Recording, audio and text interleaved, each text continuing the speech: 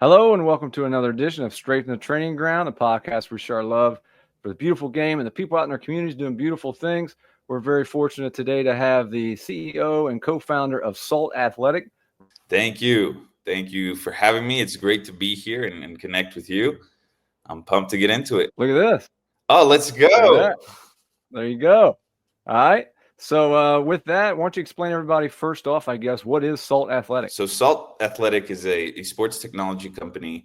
We make smell-proof cleat bags, basically to deal with the whole stink that infests an athlete's life and their family. Made this because I needed it growing up playing myself. My mom needed it more than I did. My siblings probably did. And we developed a patented technology. It has silver activated carbon. We put that into the lining of a bag, and we patented that and put it into the most dope cleat bag we could possibly make. Very cool. Well, I can tell you as a coach myself, but even more as a parent, both of my daughters have one now, and we are very appreciative of your technology. Let's go. That's the part that makes me the happiest about making this, is hearing from real people how it's made a change in their lives and seeing the response to something that at one point was an idea and now it's out in the real world and people benefit from it. That always makes my day. Well, before we get to your idea and how it actually came to fruition, why don't you go ahead and explain a little bit more about your own background in soccer, like you alluded to earlier? Absolutely. So born and raised in Bolivia. So down in South America, soccer is like a religion down there. And so you grow up obsessed. My team down there is Bolivar. My co-founder is from the rival team, Strongest. And to this day, that rivalry makes it into business meetings where it should have no beef. And the Real Madrid Barcelona rivalry too. I'm Real Madrid, he's Barcelona. Yeah. So we're always throwing jabs at each other. Growing up in that culture, my family moved to Oklahoma, where I had the chance to play for a coach who was a legend in Tulsa, played for the Roughnecks, played against Pele, a guy named Victor Moreland, who's one of the greatest coaches, life influences for me, taught me so much about the game and so much about life through the game. And so from the time I was 13 till about 18, I was training 3 hours a day, playing all the pickup I could possibly get, traveling all around Oklahoma, Texas, Arkansas, all those areas, playing in those tournaments. And I got to formal soccer a little bit late in the game because I just played back home, but not in any formal capacity, not with any training. But in Oklahoma, I saw, okay, like I really want to play at this level, and this is what it's going to take for me. So let's do it. Let's jump in. And that went on until I was about 18 when I decided to pursue Salt. Very cool. Very cool. And you hear that, kids? How much time he spent as a kid playing? Absolutely. There's no shortcuts. There's no elevator to success in anything you do. You got to take the stairs.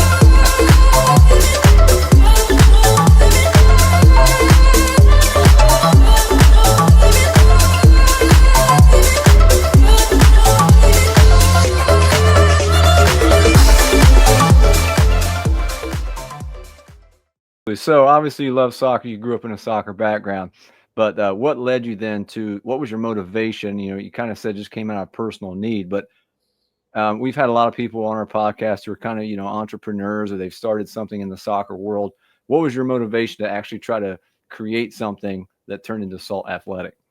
So I always had a desire to build a company or to build businesses. I always thinking about, oh, maybe this could be a business, maybe that. When I was a kid, I wanted to build a burger joint, and I thought that would be the one. And so when I was the first iteration of the cleat bag was actually when I stepped on the field in I think I was a U17 playing up against the FC Dallas guys, and I remember everything was perfect, hairstyle, mohawk, you know, and my jersey just smelled so bad. So I created a little thing inside my soccer bag to keep my cleats from getting to the rest of the stuff so it wouldn't stink the rest of my stuff up. Okay.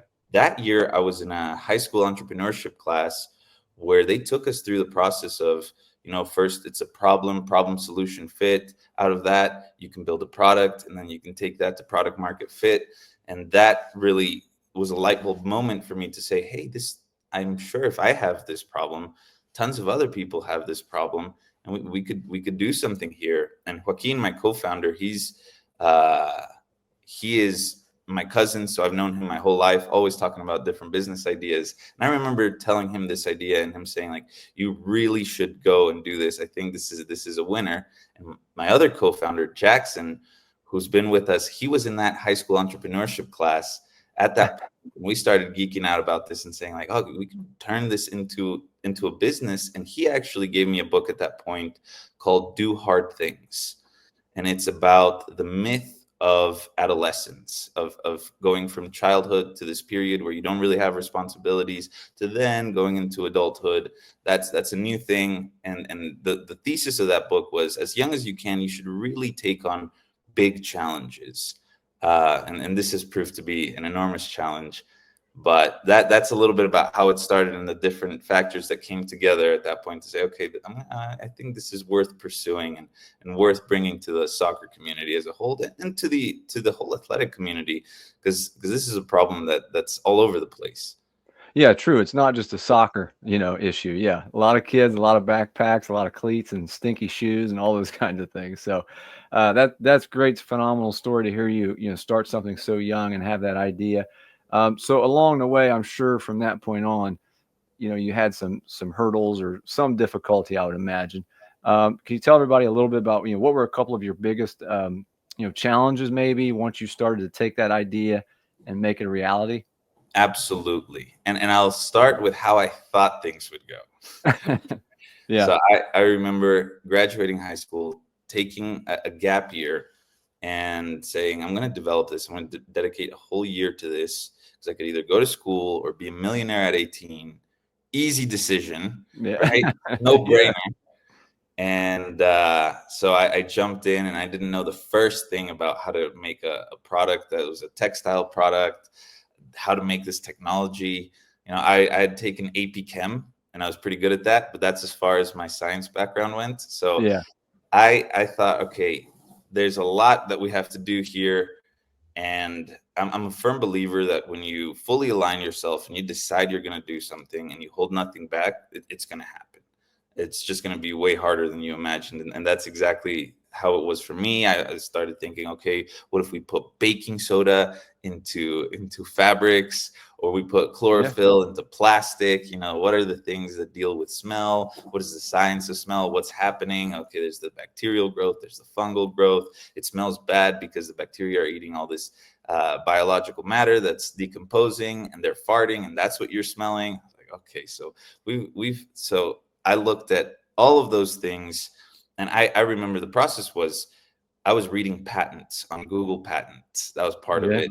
Reading scientific journals to see what had been written, what was the science behind it, because there's so much information out there that if you really look for it, you're going to find what you're looking for. And so coming across how activated carbon works, how silver works in the presence of moisture. The moisture has the silver release its ions.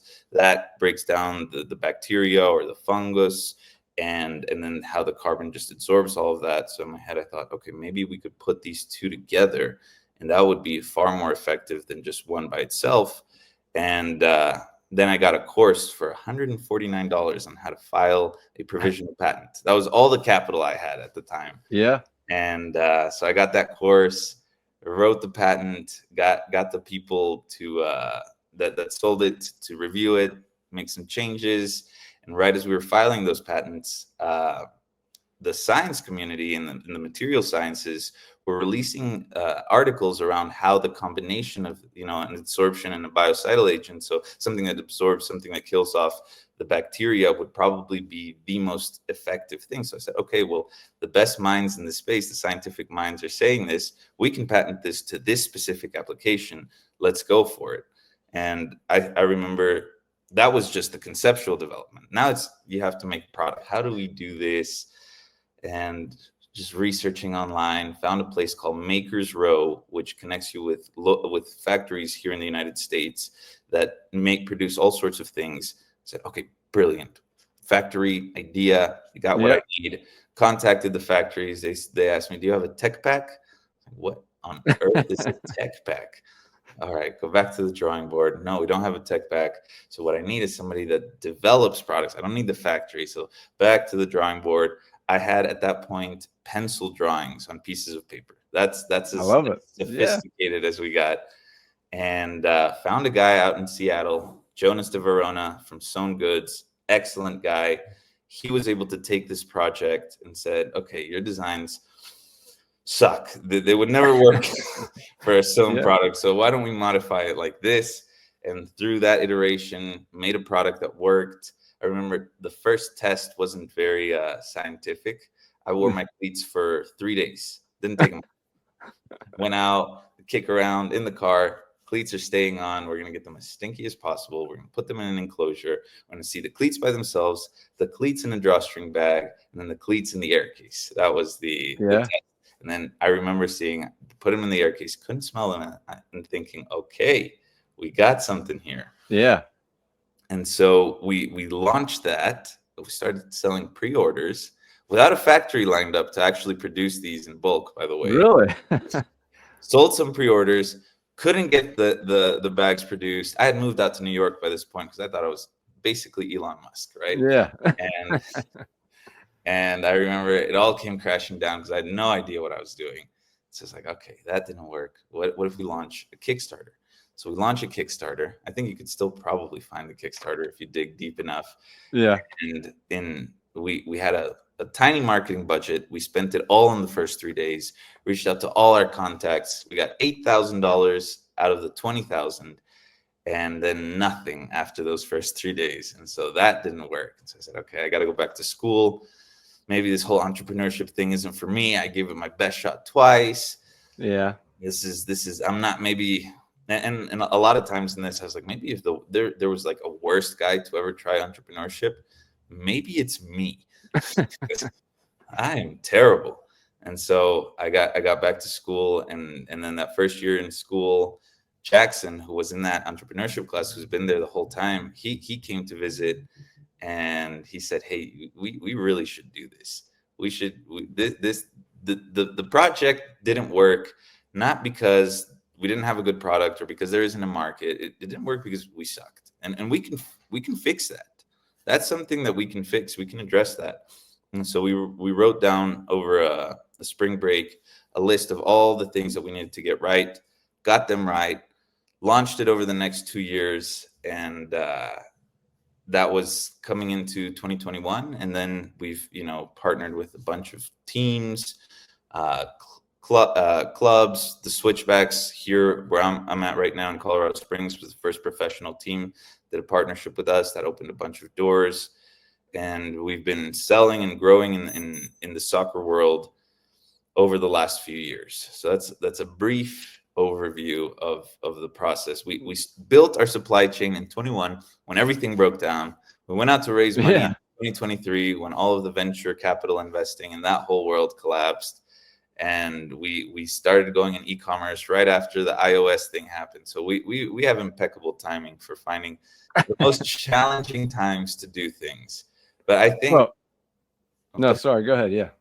And one of the things I say to the team is like, well, we really have a great opportunity to become really, really good, because you don't become good when it's easy. Yeah, everybody has those. And same when you're playing and you're on the field and you're in the zone and, oh yeah, I didn't even have to look. I made that pass correctly.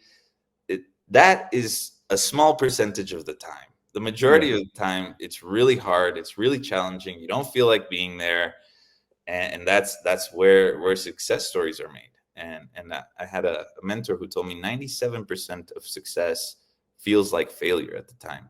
And that's really carried me through a lot of those difficult moments where you're like, why am I even doing this? Honestly. No, This I think it's great that you say it. If you're just joining us, we're here with Rafael de la Vega. He's the CEO and co-founder of Salt Athletic. We'll put links down below. Make sure you check them out. They're all over social media right now, at least on my social media. So whatever you're doing is right. We really appreciate you taking the time to talk to us about Salt Athletic and your innovative technology. And I think it's great to hear you tell people how much you failed. I mean, I think people need to hear that it's not just you take an idea and boom, it just happens. There's, like you said, several years that went by. There were at least 2 times you really contemplated quitting, but it makes it all the worthwhile when you do finally see some success. So I think it's great to hear that realistic, point of view from someone like you who's had a lot of obstacles you had to overcome, because that's, like you said, whether you're a player, whether you're coaching, whether it's just an entrepreneur, whether it's real life, that's kind of how it goes. You have to stick with it. So I think it's great to hear that. What at this point, what are you the most proud of Salt Athletic?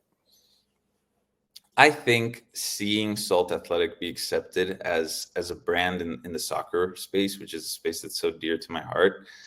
Some of the people that we've connected with, Nani being one of them, Marco Materazzi. Do you remember Materazzi? Marco Materazzi? Oh yeah, yeah. He was absolutely a butcher in the defense for Inter and for Italy. I personally got to hand him one of our bags.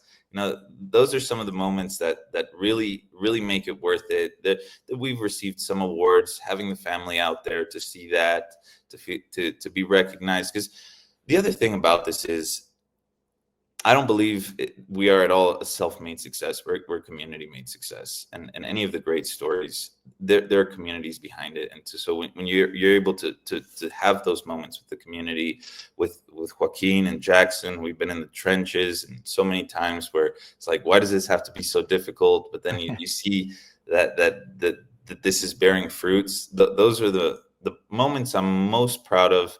And then everything we hear from families and players that are like, oh, I love this bag. So people will DM us, hey, I took this to training the other day. Everybody was freaking out. They're like, what is that? That's so cool. That's really one of the biggest rewards for me. very cool. What if you could give 1 or 2 pieces of advice to anyone out there, whether it's in the soccer world or not, just an entrepreneur, someone with an idea, being where you are at this point in the process, what are 1 or 2 big pieces of advice you would give them? I would say cultivate your love for the game, because if you're always thinking about trophies, you go through so many trophyless seasons that if that's where your focus is, if that's where your emotional focus is, especially, it can be really draining on your energy. And so if you cultivate that love for the game, you love playing the game, you love being good at the game, those are shorter feedback loops to where you can have those moments of gratification, right? So you have this big year sales projection or this thing that you want to get a certain title. Like, it's good to be intellectually focused on that and see that on an ongoing basis. But what carries you through all of that is developing that love and that passion for the stuff that's not so glamorous, the drills, the training sessions, going out on runs, which was my least favorite part of being a player. And when you're in that state of mind of I'm really passionate about this, and I'm passionate about all these little things that aren't really visible, because it's something you have to train yourself to do. I don't think it's something that happens naturally.